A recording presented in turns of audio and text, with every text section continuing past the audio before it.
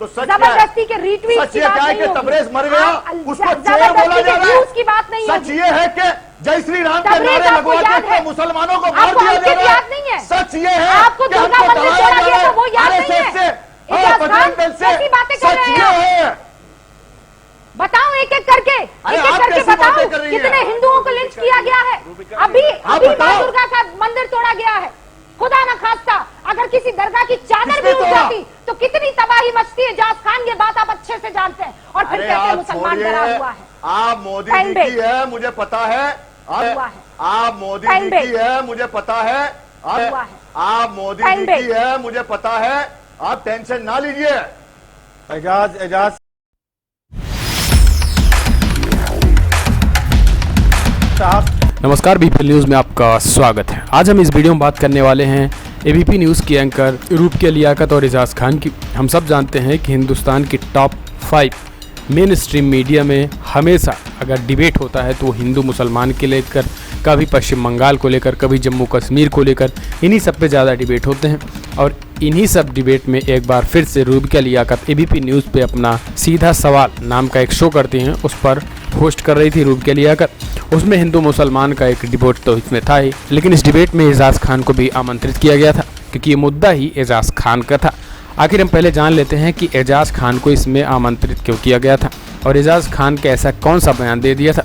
हम आपको बता दें कि पायल रोहतगी हाल ही में शबाना आजमी और मुसलमानों पर कुछ विवादित टिप्पणी की थी, जिसको लेकर एजाज खान ने सोशल मीडिया प्लेटफॉर्म पर उन्होंने 4 मिनट का वीडियो बनाया पायल रोहतगी पर और उनको करारा जवाब दिया था।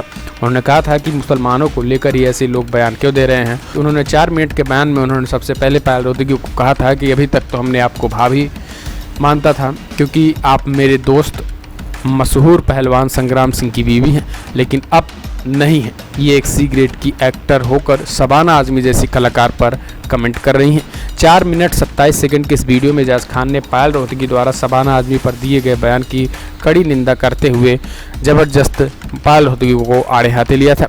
इसके साथ ही उन्होंने और कुछ बातें कही थी जिसको एजाज खान का ही बयान पूरी तरीके से विवादित बता दिया गया था। इसको को लेकर डिबेट में कुछ मुस्लिम मौलाना धर्मगुरु भी थे, एजाज खान को भी आमंत्रित किया गया था। लेकिन इस डिबेट में अचानक रूप के लियाकत और एजाज खान के बीच बहस होने लगी और बहस में पूरी तरीके से एजाज खान अपना आपा खोते हुए रूप के लियाकत को ज़बरदस्त लथाड़ भी लगा दी थी। एजाज खान माना जा रहा है कि उन्होंने साफ साफ रूप के लियाकत को लथाड़ लगाते हुए मोदी भक्त और मोदी का बता दिया। दरअसल हम आपको बता दें कि एजाज खान तो वैसे भी काफ़ी लंबे समय से भरे पड़े थे।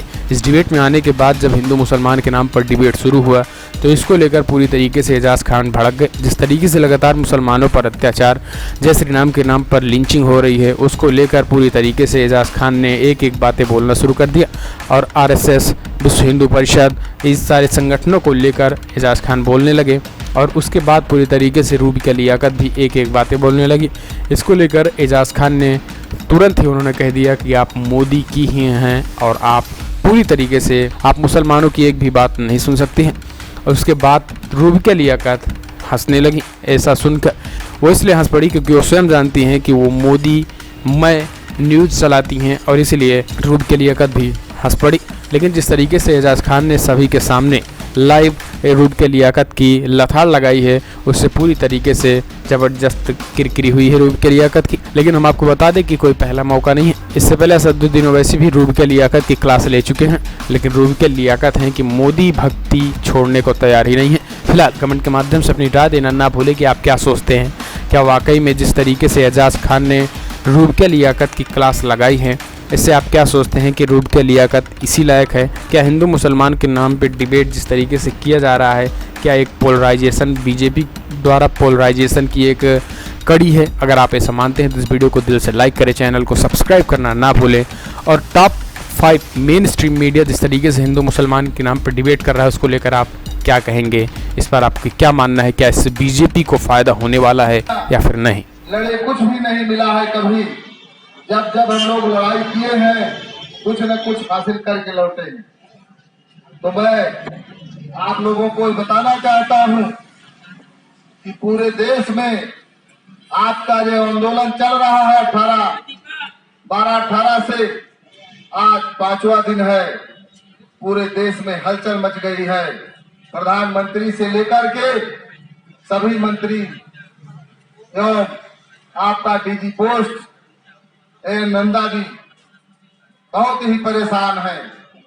अभी अभी हमारे पास फोन आया, यहाँ तक इस स्तर से उनको अपील करना पड़ रहा है, गिड़गिड़ा रहे हैं। अभी हमारे आजमगढ़ के मंडलीय सचिव से बताओ, डीजी बात कर रहा है, अपील कर रहा है कि हड़ताल न करो। उन्होंने कहा कि ना करें, हमारी डिमांड पूरा कर दो, हम स्ट्राइक नहीं करेंगे। उन्होंने कहा नहीं, हमारा अपील स्वीकार करो। और साथियों, ये आपकी लड़ाई की देन है कि एक डाक सचिव जिला स्तर तक अपील करने पर मजबूर हो गए हैं। ये बात नहीं है। स्ट्राइक हमारी सफल है। हमारी पूरे देश में स्ट्राइक इस समय 85% है।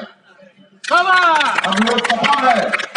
तभी ये जो प्रेम पत्र दिखाया जा रहा है जीडीएस के लिए, नेट के माध्यम से पेंट करके दिखाया जा रहा है।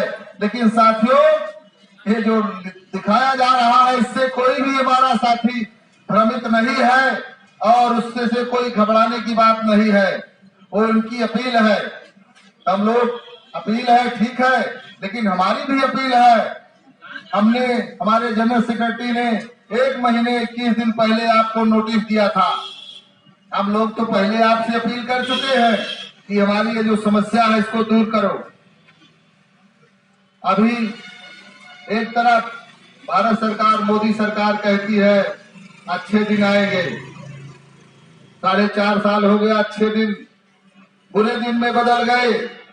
कर्मचारी परेशान, जनता परेशान, धंधे वाले भी परेशान।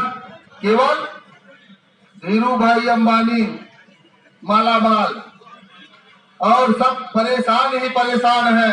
पूरा देश परेशान ही परेशान है, क्योंकि 4.5 साल तक इनकी झूठ की जादू चलती रही, लेकिन वो उसका खुलासा हो चुका है। अब उसका परिणाम दोस्तों, अभी 5 जनपद प्रदेशों में विधानसभा चुनाव हुआ। आप लोगों के सामने प्रमाण है। आप लोगों ने देख लिया कि यही जनता रोड पर उतार दिया, सरकार को उखाड़ फेंका कि अब तुम्हारे झूठी जादू नहीं चलेगी। और हिंदुस्तान में कुछ करना होगा, जनता को कुछ करना होगा, कर्मचारियों की समस्या सुनना होगा। अगर नहीं सुनोगे तो 2019 में वापस घर बैठ जाओगे। चाहे जिसकी सरकार हो, चाहे मोदी की सरकार हो, चाहे कांग्रेस की सरकार हो, चाहे अन्य किसी की सरकार हो, जो हमारे जीडीएस का हित करेगा हम लोग उसका समर्थन और सम्मान करते हैं। जो नहीं करेगा, हम लोग भी 3 लाख की संख्या में हमारे जीडीएस कर्मचारी हैं, वो 75% ग्रामीण जनता की सेवा करते हैं। तो हम लोग भी वही काम करेंगे जैसे हमारे साथ होगा। काम लेने के लिए तमाम तरह की योजनाएं चलाई जा रही हैं, समझौते पर समझौता। हमारे जो आला अधिकारी बैठे हुए हैं दिल्ली में, वो केवल उनको चिंता नहीं है कि हम डिपार्टमेंट में उनको संसाधन की चिंता नहीं है, कहीं कंप्यूटर नहीं है, कहीं प्रिंटर नहीं है, कहीं बाबू नहीं है, इसके लिए उनको चिंता नहीं है। अभी बिजली विभाग से टाई अप कर लिए, अपने डिपार्टमेंट को नहीं चला पा रहे हैं, अभी बिजली विभाग का सर्वे करा रहे हैं। अपने विभाग में नहीं संसाधन उपलब्ध करा रहे हैं। अभी मोदी जी ने एक बहुत बड़ी बैंक का उद्घाटन किया, जो हम ही लोगों के बलबूते पर चलना था, इंडिया पोस्ट पेमेंट बैंक। उसमें उन्होंने अपने भाषण में कहा कि इसको ग्रामीण डाक सेवक ही चलाएंगे, महत्वपूर्ण उनकी भूमिका है।